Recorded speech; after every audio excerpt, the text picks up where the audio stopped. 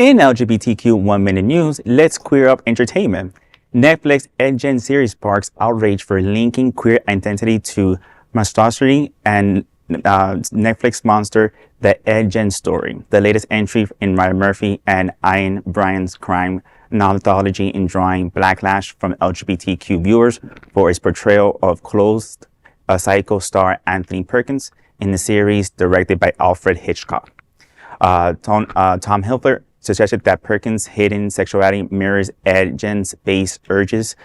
Compassion critics say queerness with sickness and violence. The show even crosscuts scenes of Perkins and Gein dressing in women's clothing, implying a disturbing parallel that depicts Perkins' therapy sessions, seeds when conversion therapy is portrayed as a cure for further fluent outrages.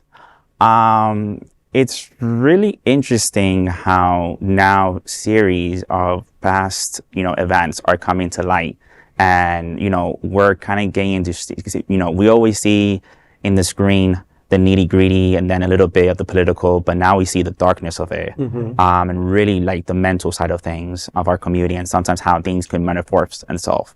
It's interesting how this series, I watched it the first episode, it was a little too much, to be honest with you. I got to take it a little bit, step by step, because honestly, it showed a little bit of like how the mother was very, cultural influence, how his cultural influence was, and it was just, it's one of those series you got to take it little by little. So am I lost here? I don't understand.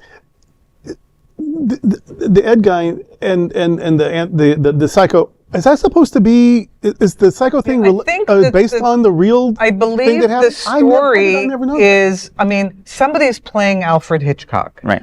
So Alfred Hitchcock wrote and directed Psycho. Yeah. Right. And in Psycho, Anthony Perkins was definitely a cross-dresser. Certainly. They never went into his sexual orientation back then. They never, but there was Hopkins a lot was gay. Of... Right. Yeah. Right. In fact, had HIV in the end. So I guess this is a kind of there's lots of fan fiction, and maybe this is a bit of fan fiction based on the original Psycho. But the Ed Gein Story, which was a real criminal, like I've never put those, like, is one based on the other?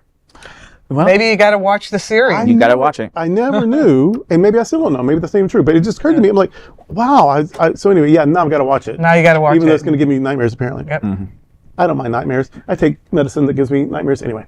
So that is a 1 minute LGBTQ story for today. There is no other queer nonprofit media platform like this in the entire world.